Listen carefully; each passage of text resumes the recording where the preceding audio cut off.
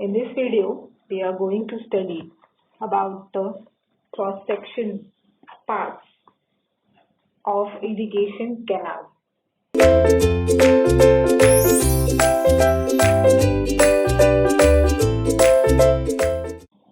So basically, the cross-section of this or canal is generally taken in such a way that its section is partly in cutting and partly in filling in order to approach close to the balancing depth.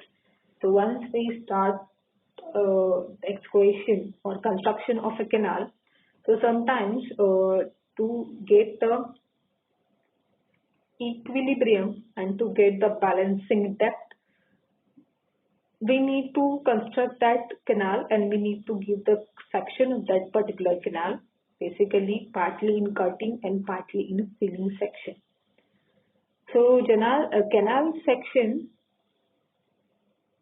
channel section may be therefore be either in cutting, either in filling, either in partially cutting and partially in filling. See the channel section in these three conditions. So basically, these are shown in the next slide. I had attached that diagram of and the section of that particular canal.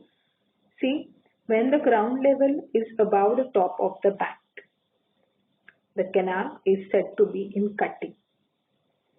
Generally, when the ground level is higher one than the bank section, then we need to cut that section and we need to excavate that canal. So hence it is called as a canal is in a cutting section.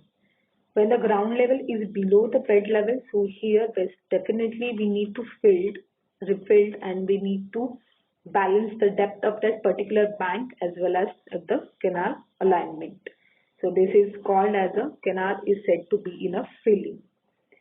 And a canal is in a partially cutting or a filling when the ground level is in between the bed level and top of the bank.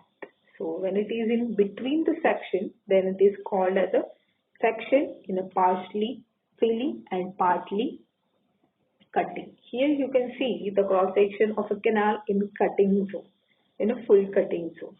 Here you can see the total width.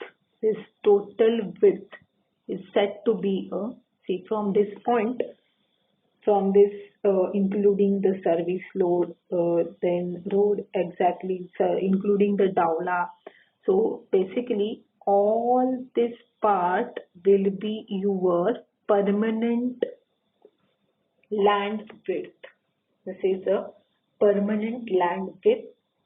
This section is required to be constructed and this section is required in the construction of a canal. So it is the full cutting. So generally here boundary bank is provided at the end or at the either end of this section. So boundary bank is there. Then the service road, or you can see here inspection path will be provided. Then sometimes in this section the bumps, BERMS bumps, that means a certain slopey, or we need to give here from this section we need to give certain step section to protect that slope or protect that side slopes of the canal. Then here we have again a road base. Then the bed level, the width of that is denoted by B. We have a freeboard. We have a the flood sea level, water surface level, or that maintained surface level. From this level only, we are going to supply the water. D is the depth. So D denotes that the depth of cutting, or when the depth is said to be a depth of cutting, it is considered from the ground surface level up to the bed or width of that particular canal section. So certainly this consists of a dowla. Dowla is the one of the component part that is provided in the cross section of the canal. Then here you can see the canal cross section which is in a filling, and third one is the canal section. It's partially filling, partially cutting. So you will get the idea when it is said to be a cutting. Completely we need to cut that, and completely we need to excavate that part. Here in the filling section you can see again the inspection part is provided on the either side, and total width is called as a permanent land width. Again here this is in this section when the section will be developed.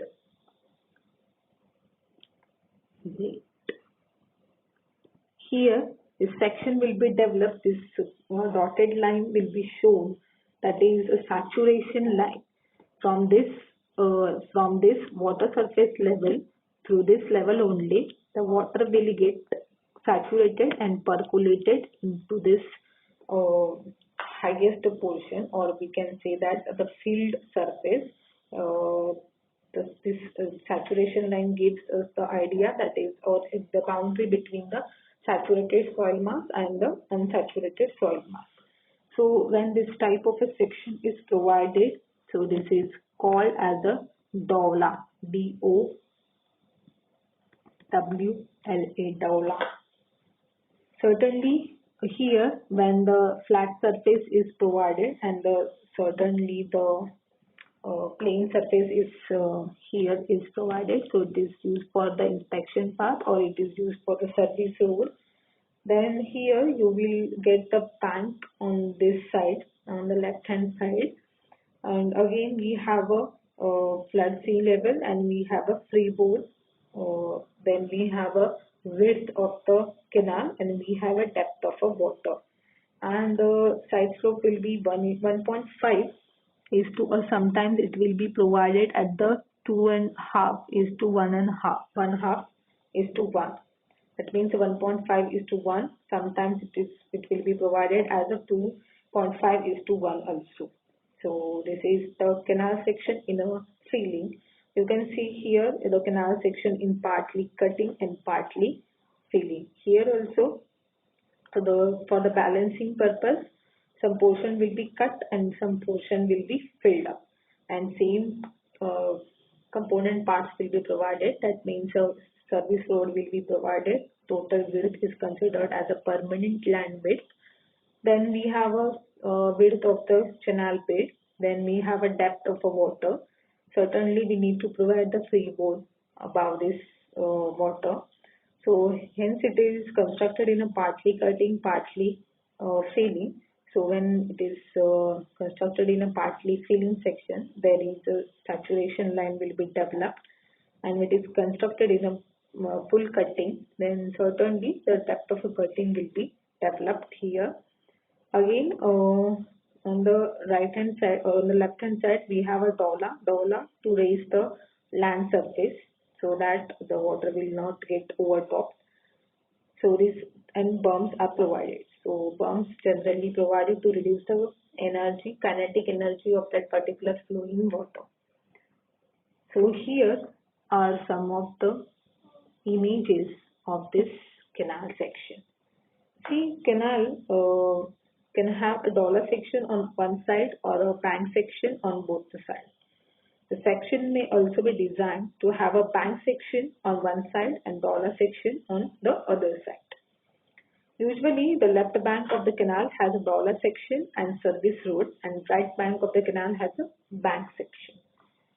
So, following are the components of the canal section. So, generally, we need to provide the side slopes. We need to provide these side slopes are the slopes. See, here the trapezoidal section we are adopted. So, certainly for this we need to provide the side slopes properly. So, depending upon the various types of the soil, here cutting slopes will be varied, and as well as the feeding slope also be varied.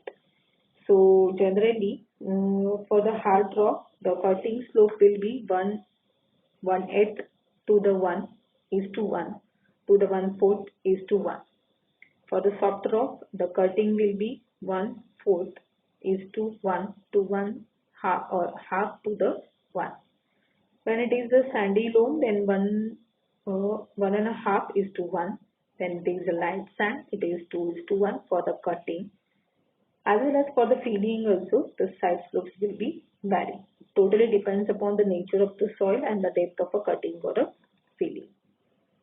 Then we have a bump, BERM, bump. So bumps are narrow strips of land left at a ground level between the inner toe of the bank and top edge of a cutting. So generally the width of the bump is variable, but it is kept such that the bed line and bank line remains parallel. So it helps to keep the bank line and this bed line in a parallel section. Then we have a freeboard. Yes, definitely we had studied this freeboard about this freeboard in a gravity dam as well as in a earthen dam also. So the freeboard is a gap or a margin which is provided, and it gives us the height between the free flood or free surface level and top of the bank. So that whenever there is a flood situation occurs, so this freeboard is the additional margin. So it helps that or it protect that it prevents the water splashing out of the canal section, or water does not overtop above the bank section. So freeboard in a channel is governed by a consideration of a size of a canal, its location, water surface fluctuation, rainwater inflow, etc. So generally, according to the USPA recommendation, so when we said that discharge, when the discharge is less than or equal to the 0.6, then your freeboard value is equal to 0.68 into under root of D. D is the depth of a water. And the discharge is greater than or equal to the 85 cumex, then obviously the freeboard will be adopted as a 0.87 under root of D. And when the cumex and the discharge will be ranging from 85 to 0.6 cumex, then the freeboard can be interpolated. So these are certain recommendations for the provision of the freeboard. Then we have a top width of a bank. So top width generally is total, it's based on, it includes the service road, it includes the dollar section, it includes the bank section. So the total width is generally considered as a top width. And for finding out this, we have certain formula, that is D plus 0.3 R raised to 1 by 2. And R is nothing but a B by D ratio. Then we have a dollar and dowels, we can say. So a dollar is provided by the side of the inspection road. Top of the dollar is kept above the free surface level by a margin of a freeboard. They are provided to measure of a safety for automobiles driven on the service road. So they act as a curbs on the side of a roadway towards the canal. And generally the top width of the dollar is kept from 0.3 to 0.6 meters. Then we have an inspection roadways. So generally when there is a flat surface remains or left out on the either sides of a bank or either sides of a canal. So for the inspection purpose, generally the roadways can be generally provided. Sometimes on the left side only the roadway is provided. So this is generally formed, and this is generally provided for the inspection purpose only. So these are the cross section of a irrigation channel. Once we set up the other than this, we have a permanent land width, we have a spoil pan, we have a borrow pit, then we have a counter bump also. So these are the certain cross sections of a irrigation channel. So by providing all these sections, we set up the section and we control the water to overflow from the section to the other surrounding area, as well as we can reduce the losses also. So these are something about the cross section of a irrigation channel. Thanks for watching this video.